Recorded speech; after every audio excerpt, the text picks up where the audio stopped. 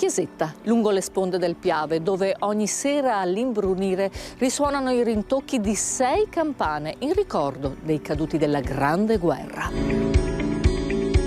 La leggenda del Piave rende onore e perpetua la memoria nel tempo qui, a San Polo di Piave, in una storia tutta da raccontare.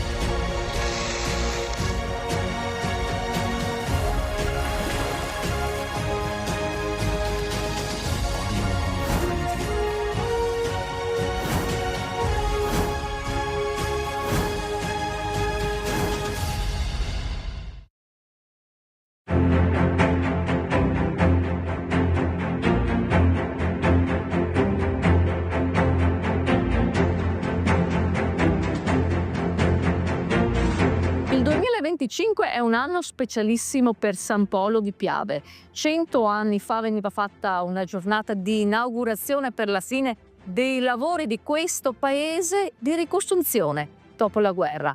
Ne parliamo con Vinicio Cesara. Ciao Ida, bentornata. Grazie. Effettivamente il 18 ottobre 1925 fu una giornata straordinaria.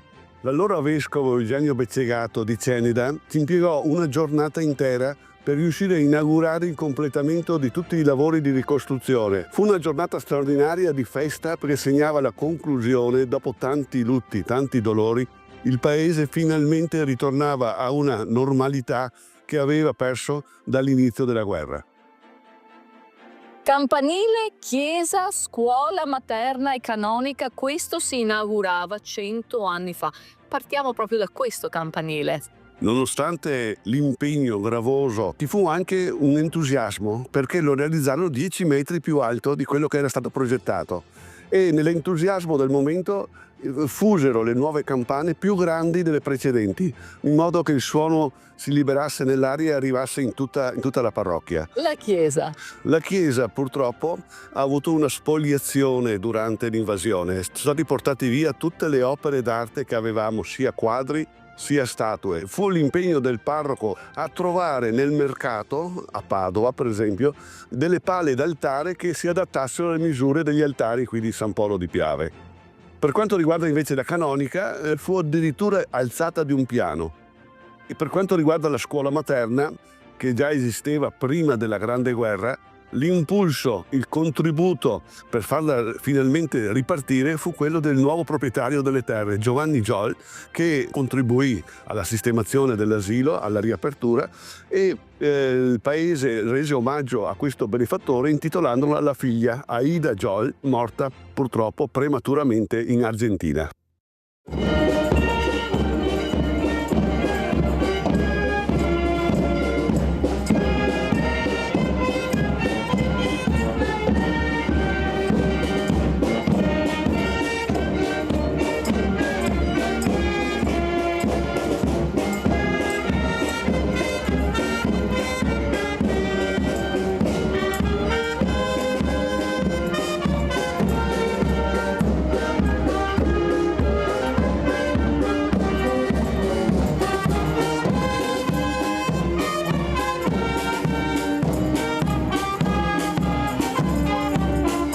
È significativo che il corteo passi proprio per il viale della Rimembranza.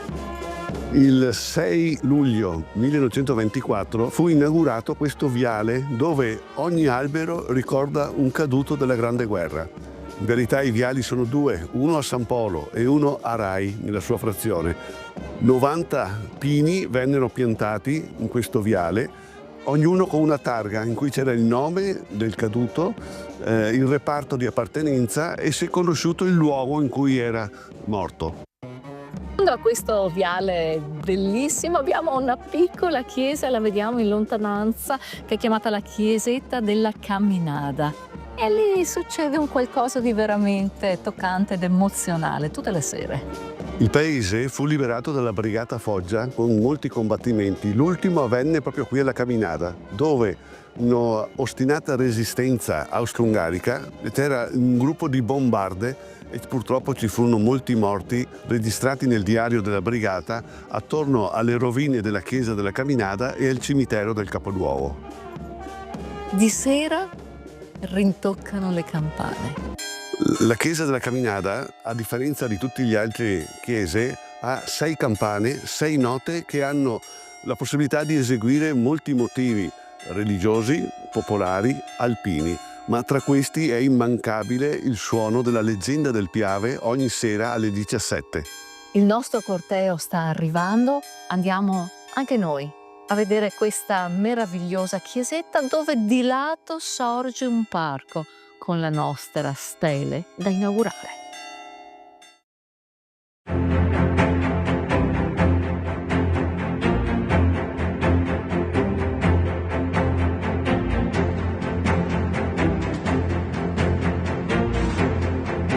Siamo qui per rendere onore a una parte importante della nostra storia, gli alpini congedati andati avanti.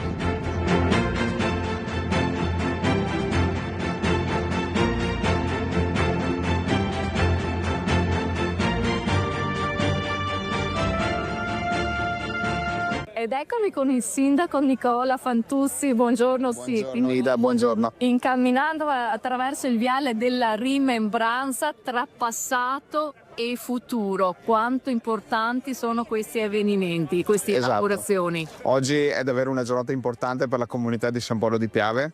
Grazie al gruppo Alpini della sezione di Treviso e soprattutto in particolare ai gruppi del 7° raggruppamento, oggi inauguriamo una stele in memoria, appunto, il ricordo degli alpini in congedo andati avanti, ma soprattutto si apre il progetto che l'amministrazione comunale ha nel Parco della Memoria.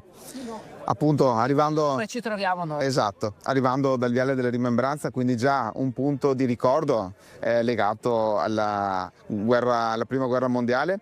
Ci troviamo qui in un luogo dove ci sarà apertura per altre occasioni e altri monumenti legati al ricordo appunto delle associazioni d'arma. E è un piacere davvero aver inaugurato il primo oggi con i nostri alpini. Abbiamo detto che grandi sono i progetti e anche a breve termine, perché il vostro pensiero è per i giovani del futuro, quanto importante è tramandare questi ricordi. Esatto, la nostra volontà, quello che ci muove verso questo progetto è proprio lasciare alla comunità di San Polo un punto di riferimento per i ragazzi, per i giovani, dove possano respirare quelli che sono i valori che fondano la nostra comunità, che fondano lo spirito di stare insieme e anche della società civile. Sindaco, un'opera importante per voi questa alle nostre spalle. Sì, un'opera che è nata l'anno scorso come idea, appunto agganciata a quello che era già un nostro pensiero, quello del Parco della Memoria, e che grazie al 7° raggruppamento, quindi al consigliere di riferimento del 7° raggruppamento Stefano Feletto, siamo riusciti a realizzare. Allora andiamo ad ascoltare questa bellissima storia da Stefano Feletto. Grazie Sindaco. Grazie. 7° raggruppamento, gruppo alpini di Cima ad Olmo, Macerata, Ormelle, Roncadelle, San Polo di Piave, Tempio, a ricordo degli alpini in congedo andati avanti. Stefano, questa la stele. Quando è nata questa idea? È nata a luglio facendo colazione una mattina e guardando delle foto di nostri personaggi alpini volontariosi e che aiutano il prossimo, che non ci sono più qui presenti. Una stele non è un monumento, qual è la differenza? Allora, un monumento, a parte le dimensioni, che il monumento è cubico o una stella è piatta, però il monumento è un ricordo dei soldati in guerra e tutto. La stella è un ricordo delle persone alpine, in questo caso, che hanno fatto volontariato. C'è un motivo particolare per cui è fatta proprio in questo modo questa stella? Questa stella è stata studiata da me e da Spadotto, che abbiamo rappresentato le 3 cime del Lavaredo, e con la scritta dei miei gruppi, col ricordo degli alpini andati in congedo, andati avanti, e col soldato di guardia col fucile a terra e non di segno di guerra, di pace. Presidente, giornata di festa, cosa vuol dire essere e sentirsi un alpino?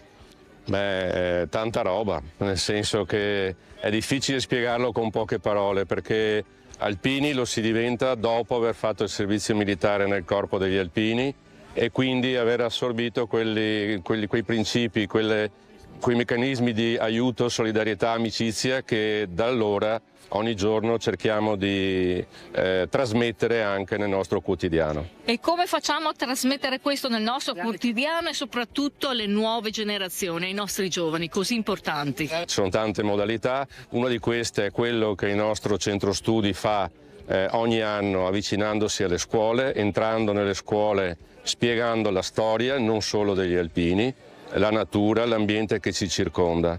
Questo è un modo anche questo è un modo per insegnare, proporre un modo di approcciare la vita che ci appartiene.